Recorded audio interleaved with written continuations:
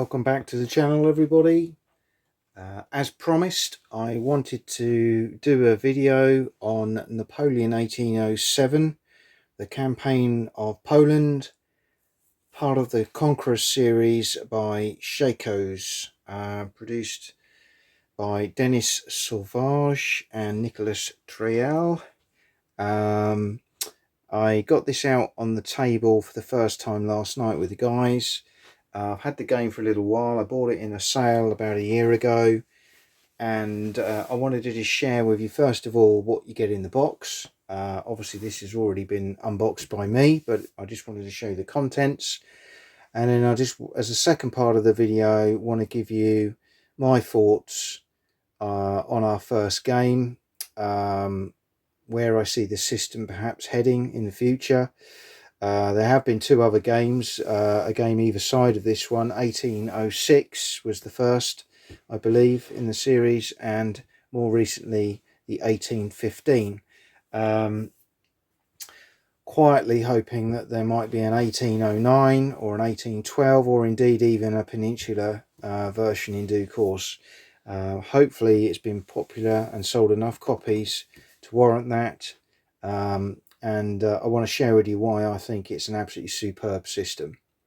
So let's just show you first of all what you get. Great artwork as always with Shakos. I've got a number of their other games.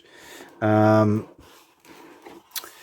box itself is okay. It's probably not the strongest. As you can see there, I've got a bit of buckling on mine already, because it is a hefty box. There's a lot of stuff in here, but you know, it's okay. It's okay. So you get two really big booklets here. The rule book itself, which runs to 19 pages. To be fair, the last 4 pages are just giving you a bit more information on the cards used in the game. So it's about 15 pages. One of which is for the grognard, i.e. someone with a bit more experience playing the game. It just adds a couple of extra elements. So the main rules allowing for some of the key bits like the components list and the setup at the beginning and game turns, I would say probably runs to somewhere between 6 to 8 pages, so not too bad at all in the grand scheme of things. But you can see there it's in full color. It's really nicely produced. Gives you very nice, easy to understand information. I found this quite easy to read, quite easy to get my head around. We pretty much just started playing and then referred back as and when something came up. There were a couple of little things that came up which I need to check on Board Game Geek, where there's quite a few Q&As on there, and I know Shakos have been quite active in answering questions on there, so that's great. You then get the scenarios. Now this is the root of the game. What I particularly like about this from a longevity point of view is that you've got 3 campaigns within this main campaign that you can play. So you got Poltosk, Ilu and Friedland. I hope I've pronounced those correctly. And you have various cards depending on which one you're playing as well. But in terms of the number of scenarios, you've actually got, if we just scroll back a little bit here, 13 scenarios. Each scenario gives you a map, setup positions, some of your key rules, and a little bit of history. We played scenario 4 last night. We probably got about 2/3 of the way through before we called it, and it was a narrow Russian victory. But again, talk a little bit more about that in a moment. But you can see they're beautifully produced. You got difficulty ratings. What I would say is that there is a lot of longevity in this game, you know, a lot of replayability. Each campaign, even if you play it again, is always going to give you a different outcome because of the cards that you may or may not get. And at the back of this book, you've also got a little bit of history and design notes, which again, really like that. some of the cards, talks a little bit about why they're in there. So again, I think that's nice with historical context. So overall, really good production values. When I originally got the box and opened it up, this was the first thing you see, the quick start 4-page sheet. It gets you right into the game really quickly with a quick setup, how to win, how to play, and lovely open spread with an initial setup, and then a little bit about moving, fatigue and combat and recovery, and that's pretty much the main nuts and bolts of the game in a quick start, guys. So that's really helpful. The board, I've taken some pictures of this board, which you'll be able to see on the screen now, but it is a beautiful board. I'm going to struggle to show you it all on the video, hence I took the photograph, but it's really nicely produced. It's a bifold board, and you can see sort of some of the lovely details on there, lovely clear crisp artwork. It's, yeah, superb. You get a couple of privacy screens, as I would call them, which you put round your board. One for the French player with appropriate eagle, and one for the Russian player with the same. And these also have quick reference guides inside for some of the key rules that you'll need to be aware of. So the game sequence, how to read the cards, things like fatigue points, strength losses, terrain, defensive modifiers, card modifiers. Again, really nice, clear, concise, very useful. You get the boards. Now these are where your corps or your armies are detailed, and in effect there's 3 for each side covering the 3 campaigns. So you can see here, this is the Russian one for the Ilu campaign. On the reverse would be the equivalent French one for Friedland. You got the French one here for Poltusk, and on the reverse the Russian one for Friedland, and then French for Ilu, and the reverse for the Russians and Poltusk. So again, really good. These are what you would put your screens round, and these cubes are all basically positioned on here to represent infantry for the French in blue and their cavalry in yellow, and for the Russians green infantry, pink cavalry. And you've then got your fatigue markers here. You've got other counters, so these will be occupied towns, cities, etc., green or blue accordingly. These are other sort of on board markers for things like the turn track and victory points. And you've got more counters here. These are besieged citadels, so green Russian, blue French. Certain cities start the game under siege, some of them aren't. And then you've got the red blocks represent bridges that have been blown. And then you've got these lovely sort of, again, themed bags with your blocks inside. It is a block game representing your corps. So you've got Bezier, for example, there.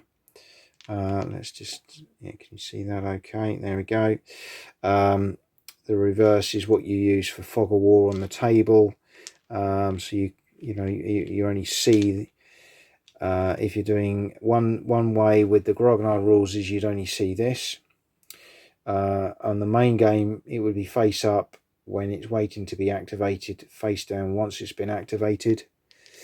You've got some additional rules in there if you want to use them for vedettes as well.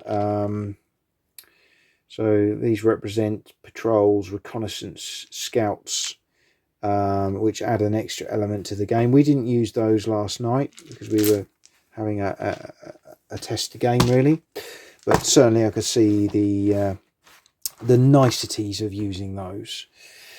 We've got dice. Don't have to use these at all because you can use a completely card driven game if you wish to do combat.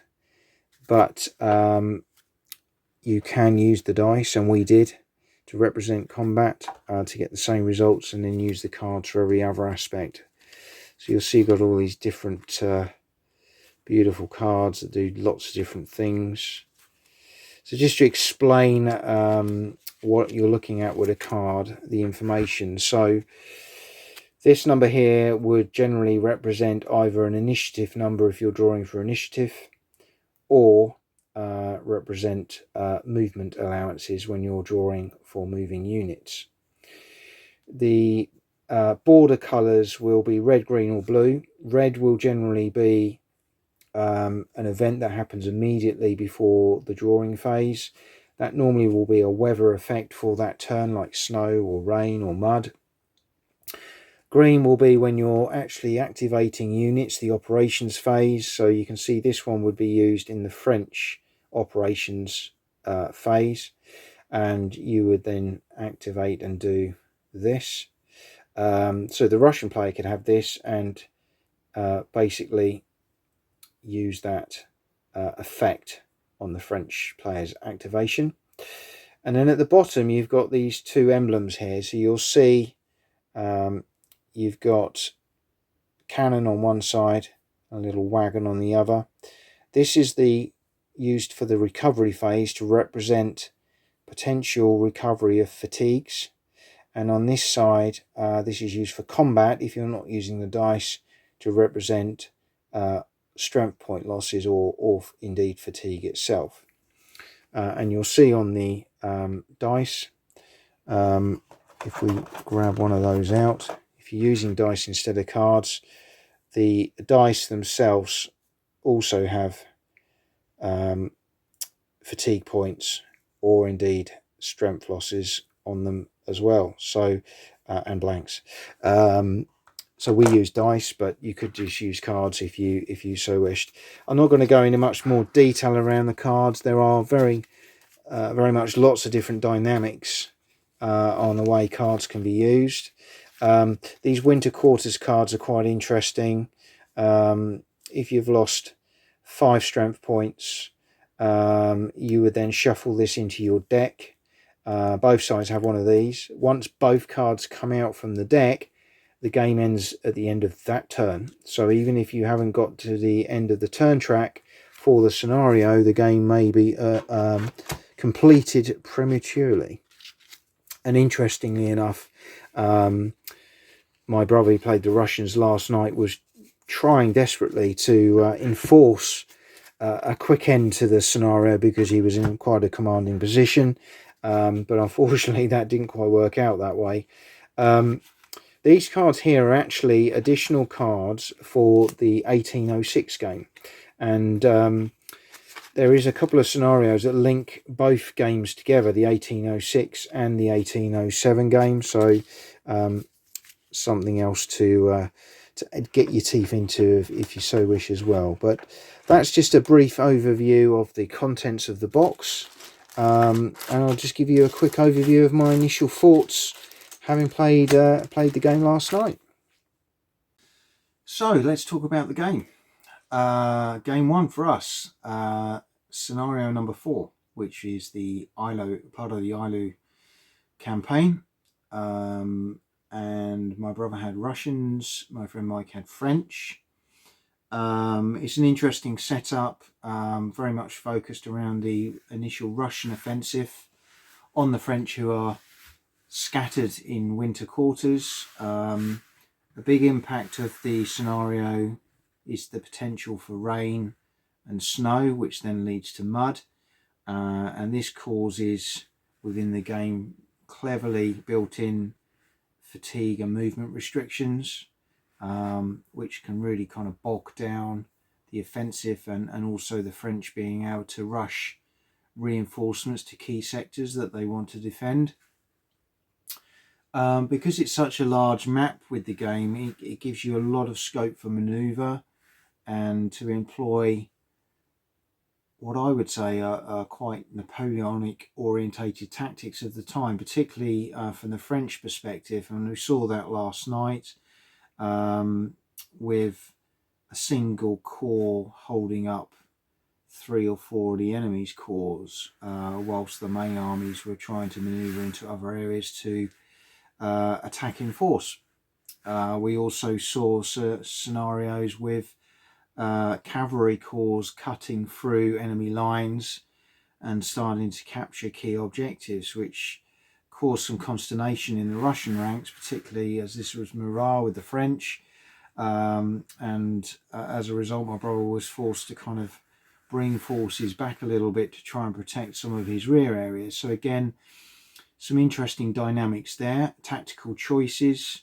There was a lot of friction, which I like to see come out in the game, both with the card play and also in the combat, and the use of fatigue is really clever in the game. So each corps has a strength of infantry and cavalry. If it loses all its strength, it's destroyed.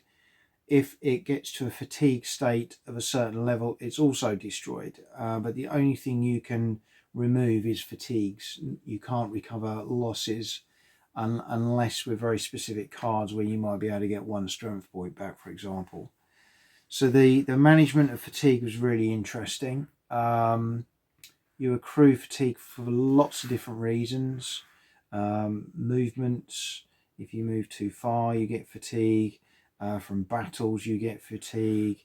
Attritional things cause fatigue. So you then have a phase that comes at the end of the turn called recovery. And if you've done nothing, if you've rested your unit, then you can recover all your fatigue. Otherwise, you're going to have to use cards or other approaches to try and recover elements of fatigue. And this led again to some very interesting decision making.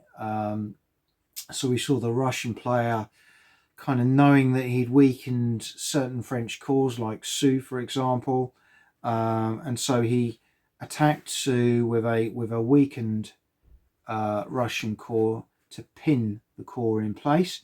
And importantly, because it was a combat, it automatically turned Sceaux to its been activated side as well. So as both corps had been activated, it meant in the recovery phase they couldn't recover all of their fatigue.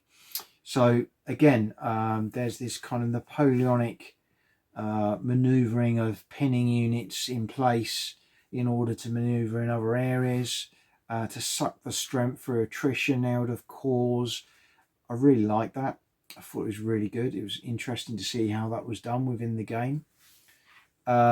We certainly felt the dice worked well. We like to use the card draw for other purposes than the combat itself. I very much like the pursuit rules. So there's a clever dynamic again, that your cavalry, to all intents and purposes, does nothing in the corps until you get to this pursuit part of a combat. So if you're a victor in a combat and you have the most cavalry units, you can cause a pursuit, which in turn causes more fatigue on the enemy units as well. So again, clever use of that. I think some of the additions of things like the vedettes would be quite interesting. The only thing we weren't sure about with that was the fog of war with the blocks being potentially turned up and then manoeuvred around. We quite like the fact you could see them. You've still got a fog of war because you don't know their strengths because they're behind the screens. It was just easier to see and manoeuvre, and it made for a quicker game. But the vedettes definitely, I think, could add a different aspect to that. So I can understand why you would need to keep those hidden, because they're very easy to kind of force off the table, so to speak. So we've covered friction and attrition and fatigue, and I think that's a very key element of the game. As a player, you're trying to fight combat in the best parts of the map. So in defensive areas like woods, in fortified areas, or in citadels. But all the time you've got this kind of turn clock reducing, which is forcing you to think about things you need to do quite quickly. But you've also got this winter quarters, particularly in the scenario we played, which could bring that game close earlier, and so again, it makes the players do things. It makes the players get on with the game. So we got, in our scenario, to the beginning of turn 6. It was a 9-turn game. Purely for time purposes, we've been playing about 2 hours. It's meant to be in an 1.5-hour scenario. To be fair, we were learning the game. It took us a while to get to grips with it, not because it was complicated, just because there were some different elements to get your head around. So I think a couple of hours, probably realistically, that scenario could be played in the future. But what I like is that you've got different levels of difficulty in scenarios, and you've also got different timelines. So depending on how much time you've got, you can set up your scenario and play within a short period as half an hour up to hours if you want to play the full campaign. And of course, if you've got the other game, 1806, you can also link the campaigns, and there's rules in there in the scenario book to do that as well. So really, really clever aspects to the game. The cards, again, give a lot of chrome and Napoleonic flavour. There's some interesting cards in there, like Pontoneers to repair or destroy bridges and cause crossing difficulties for the enemy. You've got things like Napoleon going off to meet his mistress. You've got things like confusion at crossroads, cause getting lost and not arriving where they're meant to arrive. Cavalry raids, all sorts of things, which I thought were really clever. There's obviously a lot of thought and research gone into the period, and for me, added a lot of Napoleonic chrome without bogging down into really complicated Napoleonic warfare. So overall, I would give it a really big thumbs up. I don't think there would be anything I would specifically change, other than there were a couple of little bits and pieces in there where we got a bit stuck. It wasn't necessarily clear in the rules, so we had to go to Board Game Geek to get the answers. But again, I wouldn't say that's a negative. The rules are quite streamlined. The book is really well written. It's quite clear, concise, lots of examples of play, which again is really good. But for me, the mechanisms with the friction, the cards, the core level sort of operational scale of the game, coupled with the sheer depth of replayability with all the scenarios and the ways that each scenario could play very differently many times, I think gives you a real good package of games for the future, and it's one definitely I'll be getting on the table again in the very near future. So that's Napoleon 1807 from Shakos. Go and give it a look. I think it's an excellent game. I'm sure the others in the series will be very similar. The artwork, production values is superb, but hopefully you've got a real good flavour of the game and the contents from the earlier unboxing part of the video. Any questions, pop them in the strapline as usual. I'll try and answer them, and say hopefully this is one I can get on the table again in the near future. Thanks for watching, and see you all again soon.